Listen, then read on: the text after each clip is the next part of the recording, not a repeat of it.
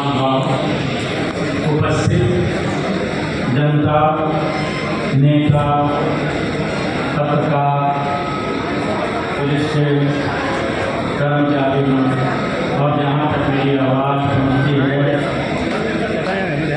मैं आयोजकों को धन्यवाद देना चाहता हूँ कि उन्होंने इस नाचीज को यहाँ पर बुलाया कि मैं कुछ बोलूँ। इस जायज़ की धरती को मैं प्रणाम करता हूँ। जो लोग यहाँ पर पैदा हुए हैं वो लकी हैं, क्योंकि मलिक मोहम्मद जैसे साहब जो थे एक बहुत ही सूफी संत थे और उनका राजनीति से या किसी चीज़ से कुछ लेना देना नहीं। वो मानवतावादी थे और सारे भी दुनिया के जितने भी ग्रंथ हैं, धर्म हैं और हमारा संविधान वो जनता के लिए है।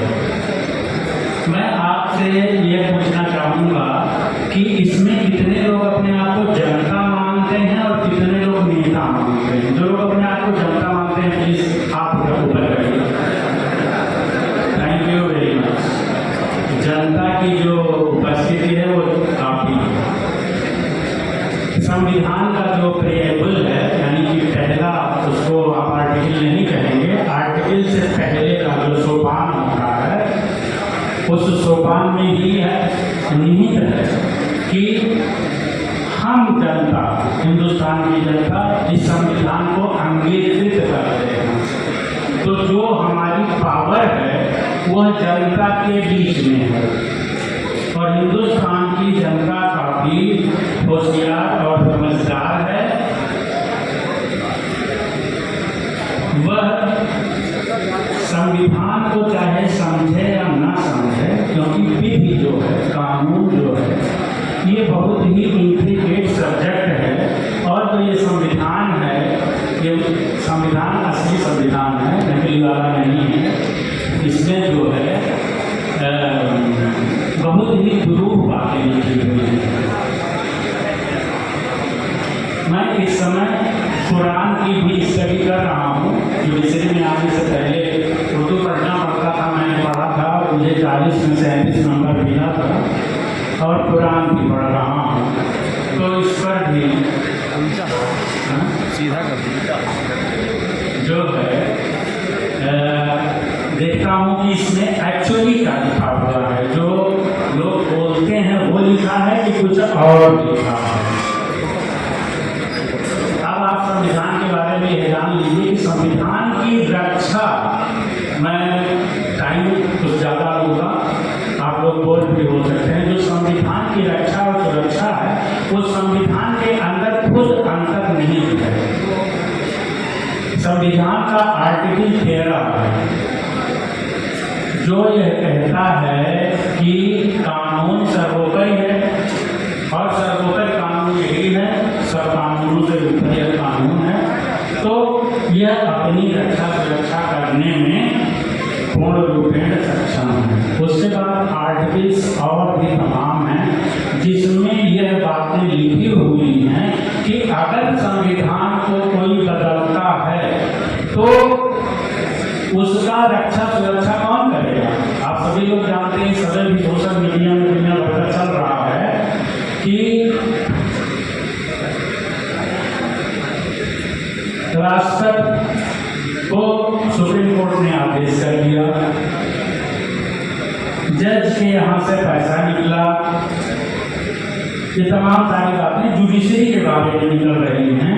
तो जो आपके संविधान का रक्षक है, आर्टिकल 147 में लिखा हुआ है कि जब भी किसी कानून की व्याख्या की बात आएगी, इंटरप्रिटेशन की बात आएगी, तो उस दशा में सुप्रीम कोर्ट एक इंटरप्रिटेशन करने का कानून खुद में है 1935 का कि किसी चीज का मतलब क्या होगा वह उस कानून के तहत देखा जाएगा और उसका जिम्मा जो है वो माननीय सुप्रीम कोर्ट का है। जैसा कि अभी हमारे एक वक्ता ने कहा कि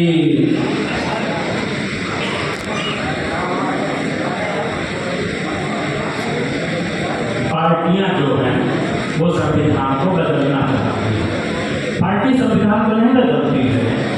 संविधान में जो अमेंडमेंट है वो पार्लियामेंट करती है। पार्लियामेंट में सब पार्टियां बैठी हुई हैं। जब सारी पार्टियों की मंशा होगी तभी संविधान बदल पाएगा। ये कोई भी पार्टी नहीं बदल पाएगी। आपने मुझे बुलाया है, मैं इलाहाबाद से आया हूँ। उन्होंने कह दिया भारतीय सेना को कि भारतीय सेना चरणों में चली गई। मानिक साहब को जब इंदिरा गांधी ने कहा कि मानिक साहब आपको पाकिस्तान पर अटैक करना है, तो उन्होंने वो स्वीटी कहते थे, अपनी गोद में खिलाए थे इंदिरा गांधी को। बोले sweety, this is not the time to attack, we have to prepare and then after we will attack. तो उन्होंने अटैक किया। इसी तरह से जो इस समय की सेना है वो दुनिया की सबसे बड़ी सेना है, सबसे जाबाज सेना है, सबसे काबिल सेना है।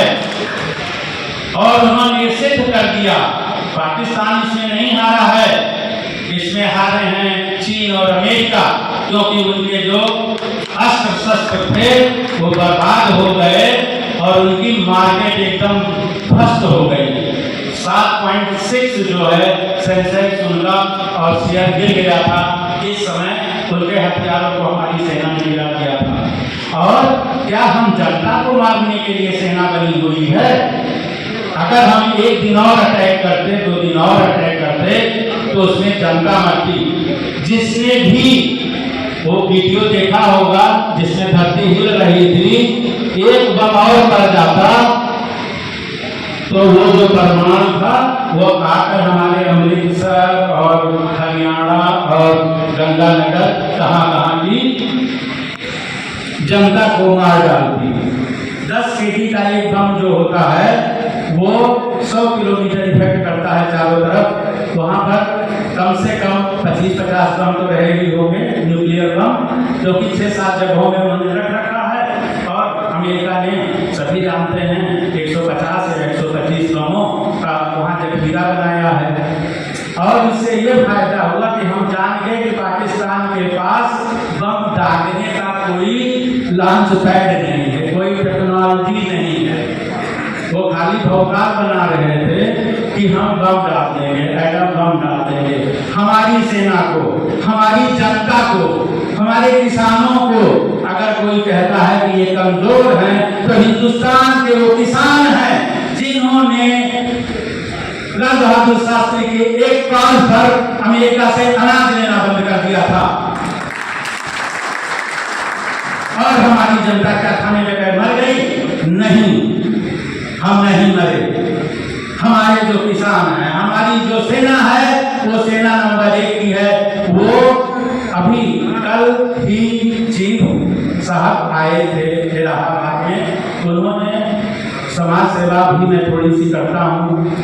4 वेटरन को इलाहाबाद में एक प्रशस्ति पत्र दिया है। उसमें एक प्रशस्ति पत्र इस नाती को भी मिली है समाज से।